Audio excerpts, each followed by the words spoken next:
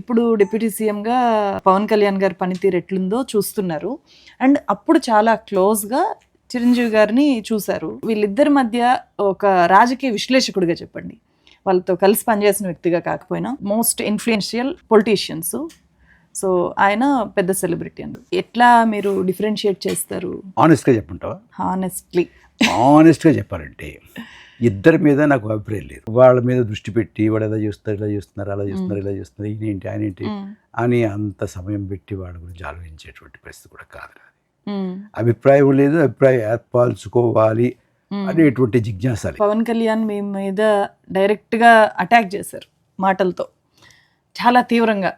నేను ఆ రోజు అక్కడ లేను కాబట్టి ఆయన అట్లా మాట్లాడగలిగారు, వేరేలాగా ఉండేది అనేంత స్థాయిలో మాట్లాడారు. ఎందుకంటే చిరంజీవి గారు నోరు లేని వ్యక్తి కాబట్టి తిట్టేసి వెళ్ళిపోతే ఎవడు మాట్లాడతారు. ఆయన అదృశ్యం ఏంటంటే నేను లేను ఆ రోజు పక్కన. అంతే. మీ సతీమణి శ్రీమతి నిర్మలా సీతారామన్ గారు కేంద్ర మంత్రి, మరి ఆవిడ ద్వారా మీరు స్పెషల్ కేటగిరీ స్టేటస్ గురించి ఎందుకు మాట్లాడరండి? అంటే అది హర్టింగ్ అనిపించుంటుంది కదా ఖచ్చితంగా. నేను పట్టించుకోనమ్మా, ఎందుకంటే నేను చాలా నుంచి ప్రజా జీవితంలో ఉన్నాను. ఇప్పటికీ నేను రాస్తుంటాను, లేకపోతే మాట్లాడుతుంటాను. అది అంటే ప్రజా జీవితం అంటే కేవలం రాజకీయ పార్టీ లేకపోతే ఒక పోటీ, ఎమ్మెల్యే ఎంపీఏ కాదు కదా రాజకీయాలు అంటే.